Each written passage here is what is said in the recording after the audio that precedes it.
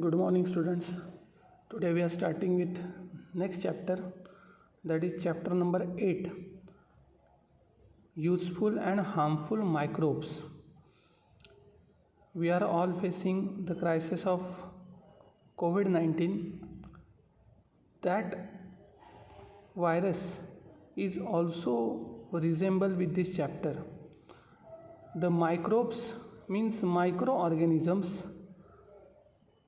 which are defined as the organisms which are very minute and which cannot be seen with our naked eyes, that are said to be as a microorganisms. Shortly they are called microbes. That microorganisms are basically divided into two types. That two types are named of our chapter, useful and harmful microbes. So in that, the COVID-19, which can affect the whole world, that microorganism is must be included in the harmful microbes. Harmful म्हणजे असा microbe जो आपल्याला मनुष्य जातीला किंवा सर्वच प्राणीसृष्टीला हानिकारक आहे, त्याच्यामुळे मोठा अपाय होऊ शकतो, त्याला हार्मफुल मायक्रो ऑर्गॅनिझम्स म्हणतात. पण सगळेच मायक्रो ऑर्गॅनिझम्स हार्मफुल नाही आहेत.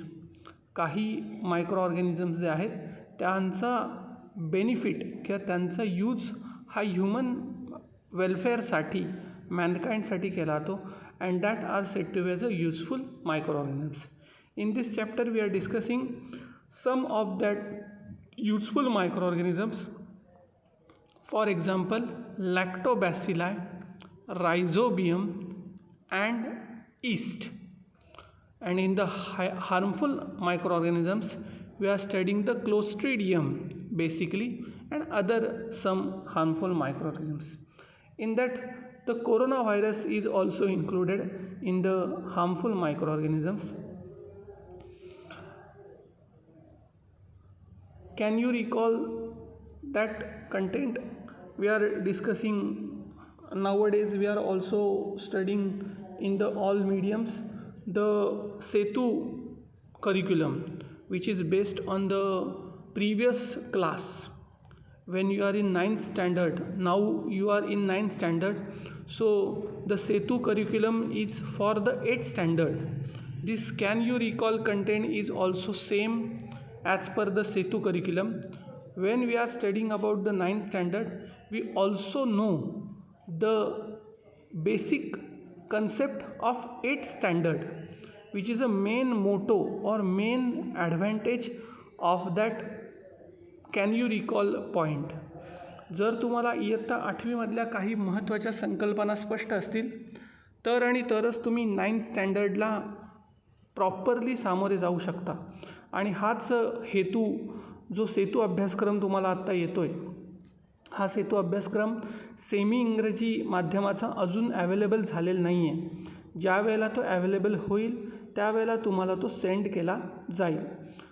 त्यानंतर तुम्हाला तिथून 45 दिवस, कारण हा 45 डेजचा टोटल करिक्युलम आहे, ज्याच्यामध्ये 15 डेजचे 3 स्लॅब आहेत. आणि त्या 15 डेजच्या स्लॅबनंतर तुमची एक एक्झाम घेतली जाणार आहे. पण तुम्हाला घाबरायचं कारण काहीच नाही आहे, कारण आपलं सेमी इंग्लिश म्हणजे फॉर एक्झाम्पल मॅथ्स आणि सायन्स ह्या 2 सब्जेक्टचा ज्या वेळेला सिलेबस येईल त्या दिवसापासून ते 45 डेज काउंट केले जातील. तुम्हाला तेवढा प्रॉपर वेळ जो आहे तो दिला जाणार आहे. त्यामुळे त्याच्याबद्दल तुम्ही अजिबात चिंता करू नका. इतर जे आहेत मराठी, इंग्रजी, संस्कृत, इतिहास, भूगोल या सगळ्या विषयांचे जे सेतू करिक्युलम आहेत ते तुम्ही मात्र कंप्लीट करा वेळच्या वेळेला. सायन्स आणि मॅथ्स फक्त जे रिमेनिंग राहील ते आपण ज्या वेळेला येईल त्यावेळेला घेऊ. तर कॅन यू रिकॉलमध्ये तुम्हाला एक क्वेश्चन विचारला बघा त्यांनी, what is mean by microbes, what are their characteristics. Microbes म्हणजे काय आणि त्यांचे कॅरेक्टरिस्टिक्स काय आहेत. तर आत्ताच आपण डेफिनेशन बघितली. We all are familiar with the different type of microbes which are cannot see with our naked eyes. For that we are utilizing or for that we are using the microscope. Sometimes the viruses are very, very minute. Coronavirus, you can all know about that coronavirus from the news and media. That is a most minute organism, that is a virus. For that we are using the electron microscope, which is a very, very delicate instrument. What are their characteristics? The microorganisms are basically or mainly unicellular in nature. एकपेशीय असे ते असतात. त्यांच्यामध्ये basic protein structure असतं, covering असतं आणि simple sale ऑर्गॅनेल्स असतात. किंबहुना यूकॅरियोटिक आणि प्रोकॅरियोटिक असे त्याचे दोन सेलचे जे टाईप होतात. त्यातले जर प्रोकॅरियोटिक असतील तर त्याच्यामध्ये फारच सिम्पल DNA मटेरियल असतं. एस्केप व्हायरसमध्ये फक्त DNAच्या ऐवजी RNA हे जेनेटिक मटेरियल असतं. तर असे कॅरेक्टरिस्टिक्स आहेत या मायक्रो ऑर्गॅनिझम्सचे. आणि सेकंड क्वेश्चन आहे, how did you observe microbes? याचं पण आन्सर आपण आत्ताच दिलं. For that we are using the microscope. other way we are not seeing that objects, that organisms. So we are in the day-to-day life we are studying or we are utilizing the number of microorganisms, but we cannot know that we are using the microorganisms. So in that some familiar or some day-to-day life used microorganisms we are studying here. Firstly we are studying about the useful microorganisms, and later on in the second half of that chapter we are studying about the harmful microbes. In that useful microorganisms, firstly we are studying about the lactobacilli. So lacto and bacilli are the two different words. Lacto means the bacteria or microorganisms which are found in buttermilk. So that is lacto, or they are consuming the lactose sugar, so they are, which is present in milk, so they are called lacto. And bacilli is a shape of that object which is said to be as a rod shaped. In this diagram we are studying the microscopic picture. This picture of lactobacilli is a microscope. Under microscope the lactobacilli are seen like a rod shaped. So that how we can see, we are putting a smear drop of fresh buttermilk on the glass slide and using methylene blue as a stain and putting the cover slip on it.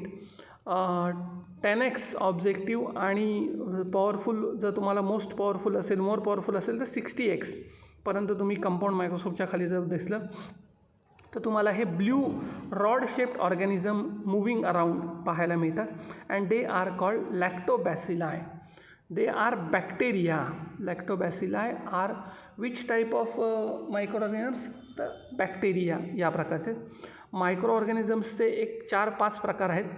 Bacteria, फंगाय, virus, algae असे एक 4-5 प्रकार आहेत, ज्याच्यामध्ये लॅक्टोबॅसिलाय जे आहे ते bacteria, मराठीमध्ये याला जीवाणू असं म्हणतात.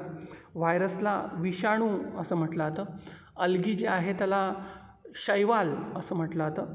आणि फंगाय ज्याला आपण बुरशी, कवकजन्य असं म्हणतो. तर अशी ही नावं आहेत त्यांची. त्यातला बॅक्टेरिया हा जो टाईप आहे याच्यामध्ये नंबर ऑफ बॅक्टेरिया आहेत. त्यातला मधला लॅक्टोबॅसिलाय हा एक बॅक्टेरिया आपण पाहणार आहोत. They are minute and rectangular in shape. Lactobacilli are anaerobic bacteria, that is they can produce energy without use of the oxygen. एक महत्त्वाचं कॅरेक्टरिस्टिक इथे त्यांनी या बॅक्टेरियाचं सांगितलेलं आहे. तर हे कसे आहेत? अनएरोबिक. अनएरोबिक म्हणजे in absence of oxygen they are respire. They can able to grow even there is no oxygen. Oxygen शिवायसुद्धा हे रेस्पिरेशन करू शकतात, एनर्जी प्रोड्यूस करू शकतात. आता या लॅक्टोबॅसिलायचा यूज कुठे कुठे होतो त्याचं तुम्हाला डिटेलिंग दिलेलं आहे बघा इथे. Lactobacilli convert lactose the sugar in milk into lactic acid. एका वाक्यामध्ये त्यांनी लॅक्टोबॅसिलायचा रोल काय आहे तो दिलेला आहे. लॅक्टोबॅसिलाई काय कन्वर्ट करतात, तर दुधामध्ये जी लॅक्टोज नावाची शर्करा असते, lactose sugar, which is converted into lactic acid which is sour to taste. This process is called fermentation, आणि यालाच आपण काय म्हणतो, किण्वन मराठीमध्ये. फर्मेंटेशन प्रोसेस केली जाते. As a result the pH of the milk decreases, causing the coagulation of milk protein, and the milk is separated from the constituent of the milk. This is what happens when milk changes into yogurt. ही प्रक्रिया आपल्या घरामध्ये रोजच्या रोज किंवा बऱ्याच वेळा केली जाते, पण याच्या मागचं सायंटिफिक रिझन, दुधाचं रूपांतर दह्यामध्ये कशा पद्धतीने होतं याचं सायंटिफिक स्टडी, याचा सायंटिफिक व्ह्यू तुम्हाला इथे दिलेला आहे.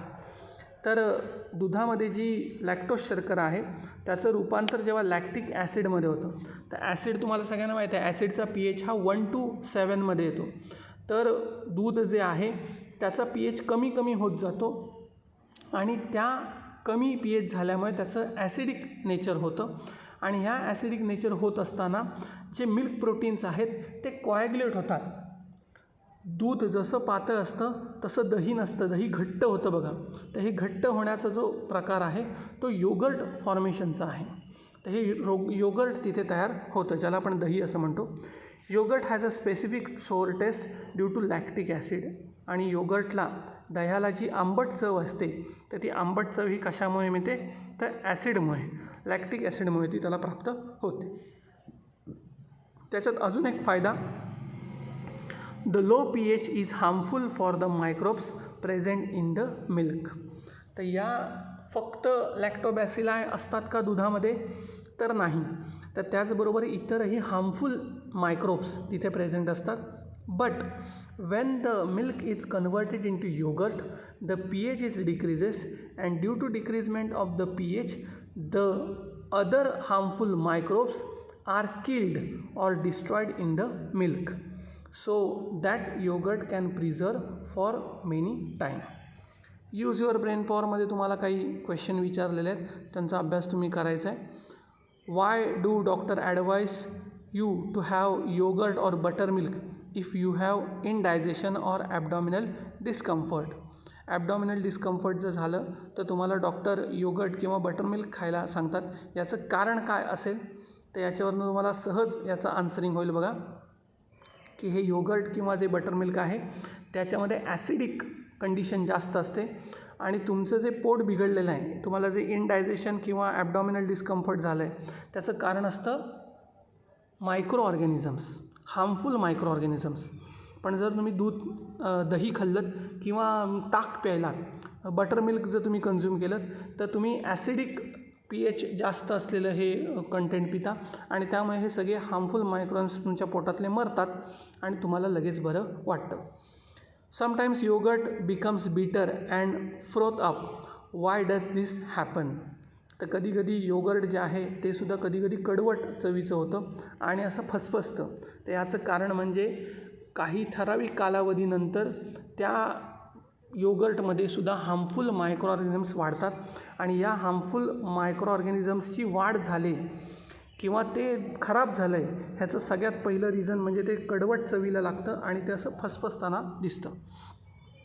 Third, which different milk products are obtain at home by fermentation of the cream from the milk. अजून कुठला एक महत्त्वाचा घटक याच्याकडनं केला जातो, तर याच्यापासून लोणी मिळवलं जातं. दुधापासून जे दही होतं त्या दह्याचं विरझण लावल्यानंतर जे दही होतं त्या दह्याला घुसळून त्यापासून लोणी वेगळं केलं जातं आणि ताक वेगळं केलं जातं, आणि याच लोण्यापासून पुढे जाऊन तूप, ज्याला आपण साजूक तूप म्हणतो, गावठी तूप, तर ते देसी घी जे आहे ते त्यापासून बनवलं जातं. तर असे हे यूज युअर ब्रेन पॉवरमध्ये आपल्या डे टू डे लाईफमधले काही क्वेश्चन्स तुम्हाला इथे विचारलेले आहेत. त्यानंतर डू यू नो मध्ये तुम्हाला एक बेसिक क्वेश्चन विचारलं आहे त्यांनी, जो महत्त्वाचा आहे. What is mean by the probiotic yoghurt and other food stuff that are popular nowadays. तुम्हाला सगळ्यांना याकुल्ट नावाची एक आता ॲडव्हर्टाईज लागते टी व्हीवरती जे प्रोबायोटिक ड्रिंक आहे. तर हे प्रोबायोटिक ड्रिंक म्हणजे काय असतं, तर useful microbes like lactobacilli are added in that edible substances. Such edibles are healthy because that kill the harmful bacteria present in our alimentary canal. एकदम मगाचा जो क्वेश्चन आहे तोच आहे. तर हे जे याकुल्ट आहे हे प्रोबायोटिक ड्रिंक आहे. त्याला प्रोबायोटिक ड्रिंक का म्हणतात, तर ते जेव्हा आपण कन्झ्युम करतो ते direct ready to eat, ready to drink अशाच फॉर्ममध्ये मिळतं आणि ते तुम्ही जर प्यायलात तर त्यापासून ते तुमच्या शरीरात गेल्यानंतर तुमच्या शरीरातले जे सगळे हार्मफुल मायक्रो ऑर्गॅनिझम्स आहेत ते किल केले जातात आणि त्यामुळे तुम्हाला बरं वाटतं किंवा तुमचं डायजेशन इम्प्रूव्ह होतं, तुमची डायजेस्टिव्ह सिस्टीम जी आहे ती हेल्दी राहते. तर त्यासाठी हे फार आवश्यक आहे. त्यानंतर नेक्स्ट आहे यूज ऑफ लॅक्टोबॅसिलाय. पुढचा पॉईंट काय आपला आहे, यूज ऑफ लॅक्टोबॅसिलाय. तर लॅक्टोबॅसिलाय आपण फक्त बघितलं की दुधाचं दही करण्यामध्ये वापरतात, पण एवढाच त्याचा उपयोग नाही आहे. तर दुधाचे अनेक सगळेच प्रॉडक्ट जे आहेत ज्याच्यामध्ये फर्मेंटेशन ऑफ मिल्क केलं जातं त्या सगळ्यामध्ये हे लॅक्टोबॅसिलाय अतिशय महत्त्वाचा रोल प्ले करतात. फर्स्ट पॉईंट बघा, various milk product like yoghurt म्हणजे दही, बटर मिल्क म्हणजे ताक, घी म्हणजे आपण आत्ताच बघितलं देसी घी, साजूक तूप, चीज सगळ्यांना माहिती आहे, श्रीखंड, हे सगळे जे कंटेंट आहेत that are obtain by the fermentation of milk by using lactobacilli bacteria.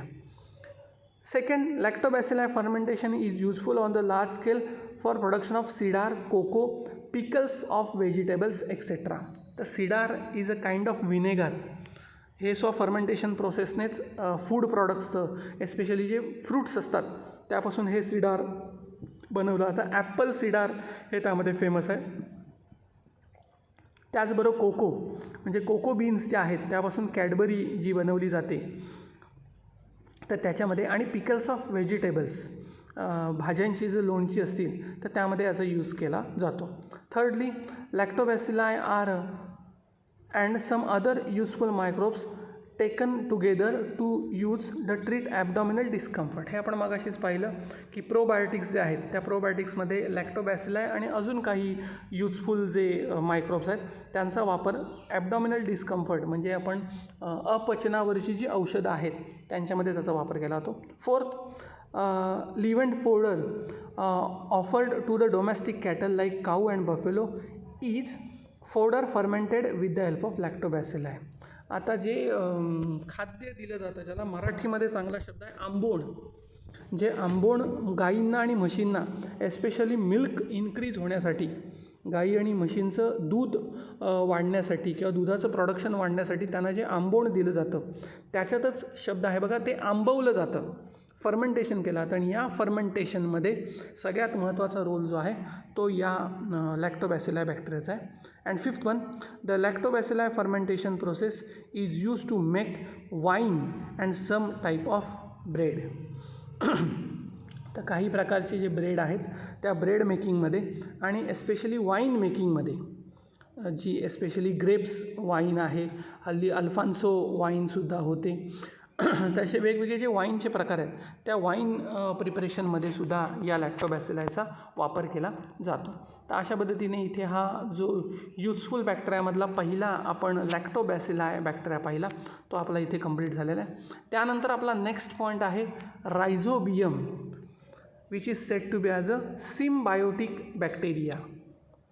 Second is also our bacteria that is rhizobium. रिसर्चमध्ये तुम्हाला एक सर्चिंगसाठी दिलेलं आहे जे तुम्ही मला सर्च करून नंतर सांगा, आणि जर तुम्हाला सापडलं नाही तर मी तुम्हाला त्याचे व्हिडिओज किंवा त्याचे जे ॲनिमेशन्स आहेत ते पाठवेन. How many different industries depend upon the lactobacilli bacteria. त्या इंडस्ट्रीजची नावं तुम्हाला सांगायची आहेत. फॉर एक्झाम्पल डेअरी इंडस्ट्री आहे जी याच्यावरती डिपेंड आहे, अशी अजून कोणत्या इंडस्ट्री आहेत त्यांची नावं नाही. आणि सेकंड आहे which type of cottage industries and factories can be started in areas with abundant milk production. तर जिथे मिल्क प्रोडक्शन होतं त्याच ठिकाणी अशा कॉटेज इंडस्ट्रीज ज्या आहेत, फॅक्टरीज आहेत त्या तयार झालेल्या आहेत. असे कोणते एरियाज तुम्हाला माहीत आहेत? फॉर एक्झाम्पल अमूल जे आहे ते अमूल जी कंपनी आहे गुजरातमध्ये, तर त्याची ते सगळ्यात मोठ्या प्रमाणावर मिल्क प्रोडक्शन होतं, मग ते तिथेच आहे. अशी काही एक्झाम्पल्स अजून तुम्हाला माहिती आहेत का, तर ती तुम्हाला सांगायची आहेत. आपल्या इकडे येणारं सकस दूध आहे आणि सकसचे इतर प्रॉडक्ट्स आहेत आणि अशी तुम्हाला ठिकाणांची नावं आणि त्या कंपनीची नावं, फॅक्टरीची नावं सांगायची आहेत. हे सर्च तुम्हाला नेटवरती करायचं आहे, जेणेकरून तुम्हाला या सगळ्या गोष्टी स्वतःहून कळतील. त्यानंतर नेक्स्ट आपला पॉईंट आहे rhizobium symbiotic bacteria. Take a leaflet of fenugreek, groundnut or any other bean and sterilize it with 3 to 5% solution of hydrogen peroxide.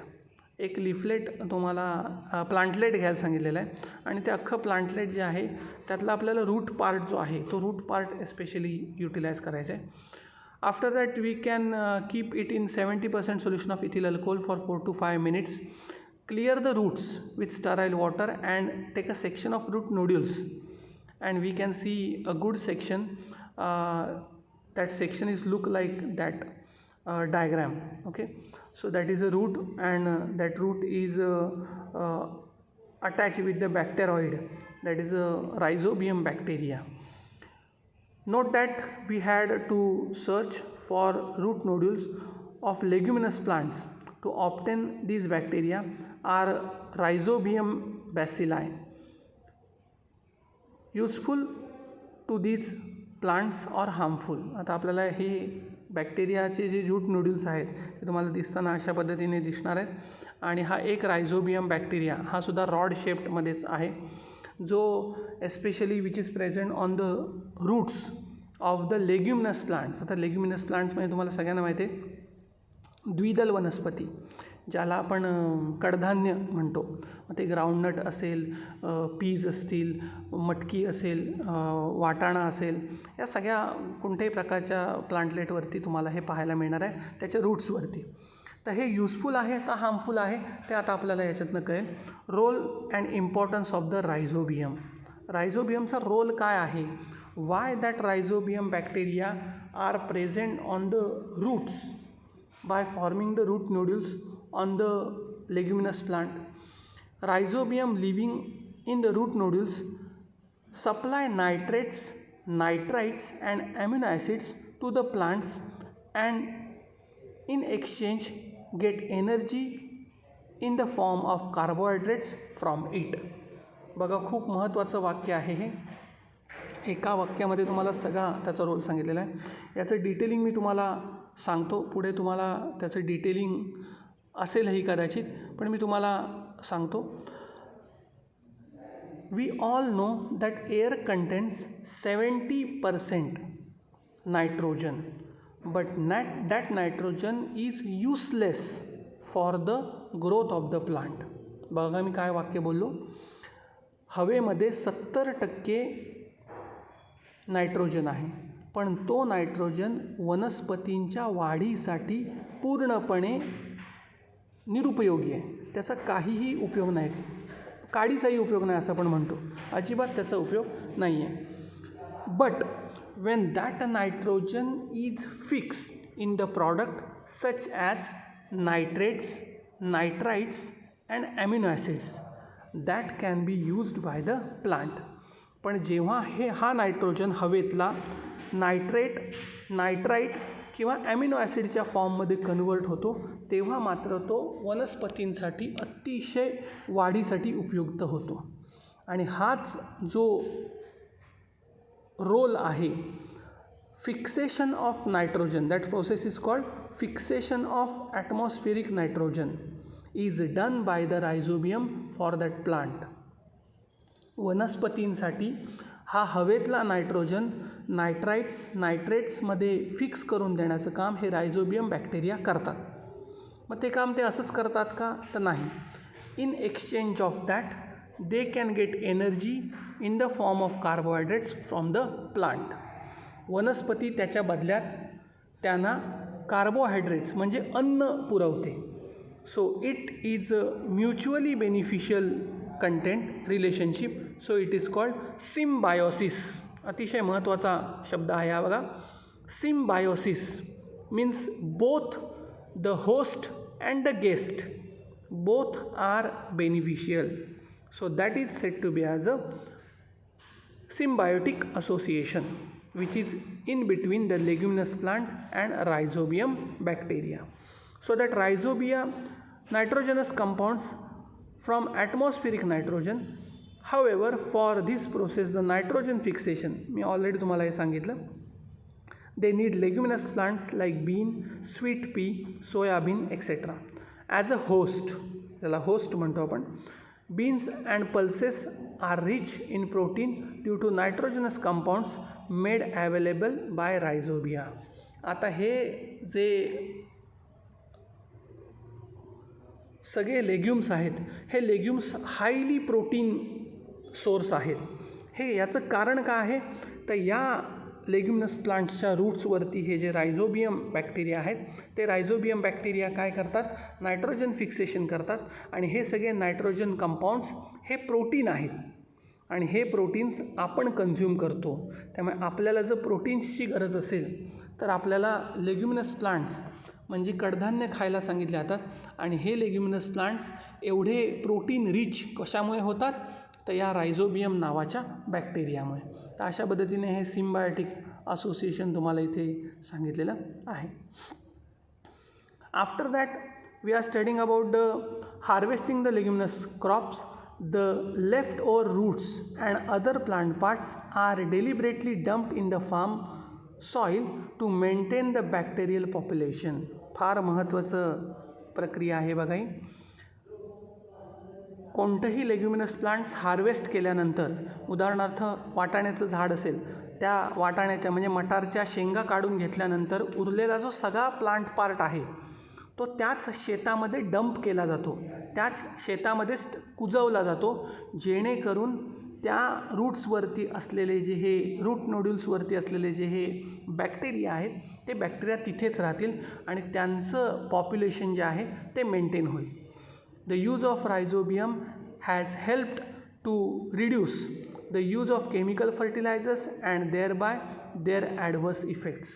अजून एक महत्त्वाचा उपयोग म्हणजे रायझोबियम बॅक्टेरियाचं मोठ्या प्रमाणावरती या रूट नोडल्सवरती असतील तर त्या ठिकाणी आर्टिफिशियल किंवा सिंथेटिक किंवा केमिकल फर्टिलायझर्स जे आहेत त्यांचा वापर जास्त करावा लागत नाही आणि त्यामुळे त्याचे जे होणारे ॲडवर्स इफेक्ट आहेत, पॉयझनस इफेक्ट्स आहेत नेचरवरती, त्यापासूनसुद्धा मोकळीक मिळते. So the fertilisers that works to be beneficial for the farmer.